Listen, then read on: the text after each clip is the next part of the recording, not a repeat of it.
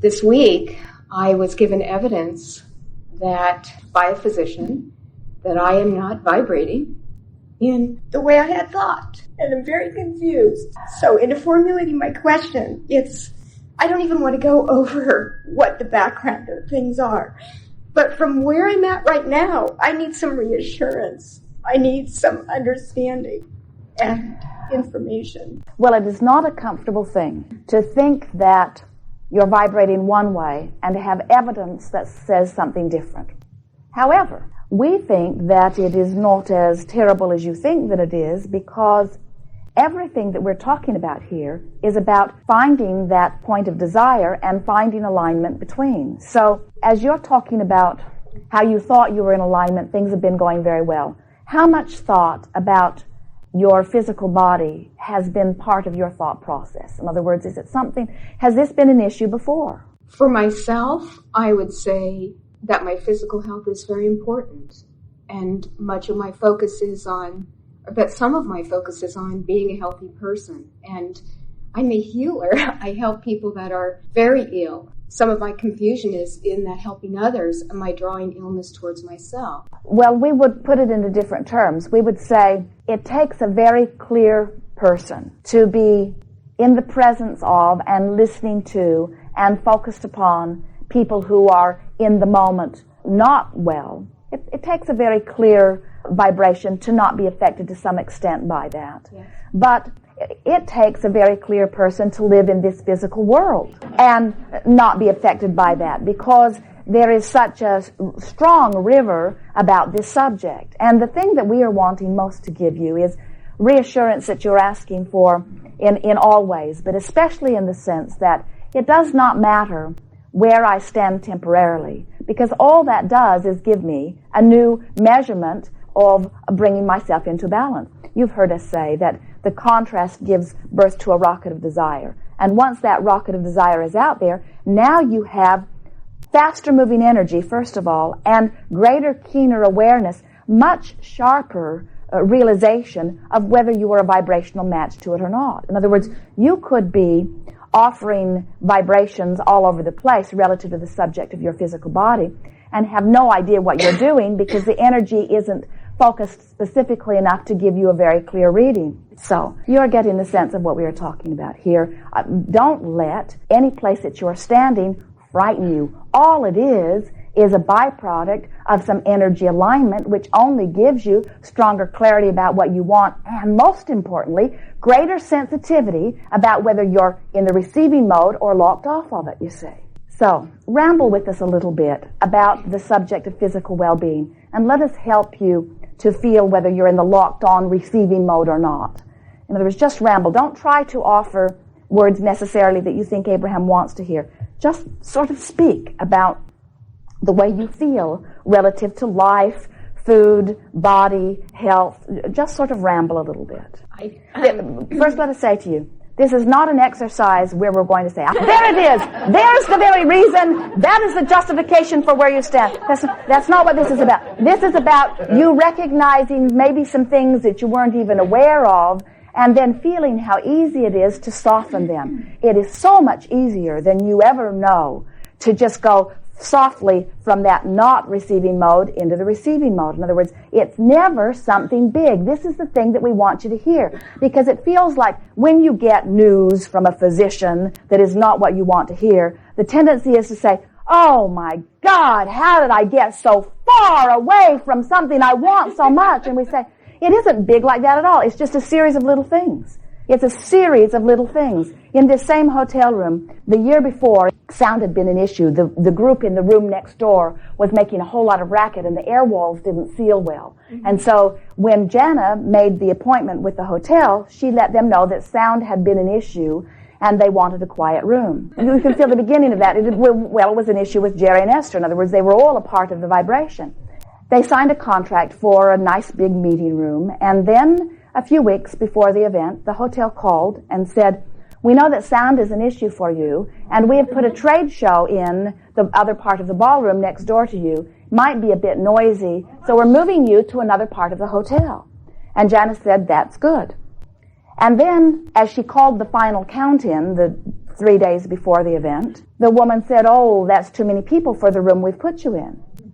And Janice said, "Well, you cannot move us to a smaller room. We have more people." And the woman said, "It's already done and I can't undo it." And so it turned out that there was enough space, very close space, for everyone that arrived. But now Esther and Jerry are in the hotel, and a very close together group, and now she is on the segment of refreshment, walking down the hallway, and she sees the room that was their room, great big room, with tables all around the border and 14 people in the room. And Esther looked in the doorway and she said to Jerry, "That's just not right." And then she said, "I'm doing it now, aren't I?" In other words, she could feel herself not in the receiving mode. It's not bigger than that. In other words, it's just softly giving your attention to things that you don't want, feeling the grumble that comes forth. It's not bigger than that. It's just doing it on a pretty regular basis and not knowing that you're doing it. That's why we are giving great emphasis to the art of allowing. Am I in the receiving mode or not? So you're not looking for big things. So just ramble a little bit about life. My life is, I am amazingly energetic. I have a huge body of energy. In fact, most people that meet me or around me say to me, "You have an enormous amount of energy." I can go over the top with the energy. It sometimes feels stressful to me, like I have Now what that so means, strong desires. now what that means is, so what you're saying is, I have huge energy or I have huge desire, but when I feel this stress, what that means is I'm focused upon something that's not letting this huge energy flow. Right. Or finding place for it to flow. You know, I might have 20 things going at once, and I love it. It's not your job to find the place for it to flow in this sense. Your asking has already found the place for it to flow. You have identified the place for it to flow, and the universe is flowing it to those places. The only question is, are you in the receiving mode? So when you say things like, "I don't have time," or "I don't know what to do," or it's those moment to moment, what's your day like? Busy. When you said the word busy, did you mean busy like I'm vital, I'm alive, life force is flowing through me? Or did you mean busy in the sense that I have a bit more to do than I really have time to do? In other words, when you use the word busy, was it a happy bit? Because Jerry is busy and Esther is busy. Jerry has been editing tapes for many, many years, and now Esther, thanks to friends from this gathering last year, acquainted Esther with the computer and the editing program in the computer. So now Esther is helping with the editing of the tapes. And she was so pleased about it because she has seen Jerry spending 20 and 30 hours making a tape because he is using recorders rather than computers, so it wasn't a visual thing, very cumbersome. And now Esther can see things on the screen, and so it has trimmed the editing down to about 5 hours. Mm-hmm. And she thought, I am going to give my love life. I'm going to give him all of these hours back. But he just turned right around and found something else to do in those same hours. He still gets up in the middle of the night. He still is up before the sun every morning. He still carries things with him everywhere he goes. He still takes your letters and reads them in the car everywhere they go. In other words, he never stops. He's busy. He's busy. He's busy. But it is not busy. It is busy. It is life-giving, love this, can't get enough of this, don't want to sleep, want to do this every waking hour, want to do this many sleeping hours, want to do this, I am busy. While Esther is busy. In other words, there is a difference between busy and busy. In other words, Esther is busy sometimes, busy. You get the sense. So what would you say? Are you busy or are you busy? I think it moves around. I think sometimes I'm busy and I'm totally loving every moment of it. I'm thinking about my patients. I get up, I take care of the dogs. I have all these things to do. Hug my husband, lug my things, running to help. Well, that sounds a little bit more like busy than busy. Well, it does, except my general feeling tone is yippee. I love what I do. This is great. But there are sometimes when I wish I could just throw on a swimsuit and go sit in hot water somewhere. So what you're wanting to do is, you see, it's not about throwing on a swimsuit and going and sitting in hot water. It's not about doing that. It's about feeling the soft resentment Yes. And then stopping and reminding yourself, you're in charge, these are your choices, do I really want to do this? Why am I doing this? What is the true motivation behind this? Until you bring yourself in that moment back to the realization that there is nothing that you would rather do. We see Esther do that. She will find herself sometimes involved in an activity.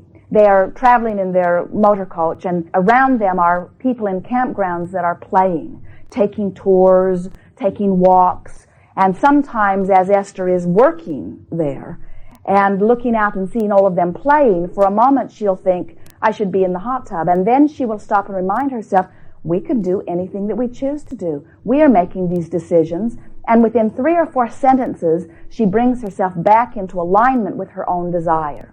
And so that's the thing that we're wanting to call your attention to. It's mild resentment or mild frustration or mild overwhelmment. It doesn't have to be big. It's just this sort of steady tension that keeps you from, and we say to you that this diagnosis is not more significant than that either. It's just a representation of what you've been feeling that you weren't allowing yourself to feel until now. It's sort of like the speakers have to be squealing before you admit your sound system isn't adequate. It's sort of like, as long as you can get by, as long as it's passable fare, it's sort of like there are bigger issues to deal with. Isn't that what you say? Don't sweat the small stuff, just sweat the big stuff. We say don't sweat any of the stuff. Whether you're sweating big stuff or little stuff, you're still sweating, which means you're not in vibrational harmony with allowing. It's not big, it's little. And as you just begin paying attention, the thing that we would ask, if we were walking in your shoes, we would ask ourselves on a regular basis, because we can feel that that is the issue. We don't think you have worthiness issues. We don't think that your issues are big stressful issues. We don't think it's any bigger than that. Now, you touched on something earlier that we do want to comment on a little bit, and that is in your practice. Talk to us a little bit about what your day is like there. It varies from day to day. Some of my work is with children that have neurological differences. And I spend a great deal of attention using this body of work to help heal children that everyone else is seeing as deficient or defective. Yes.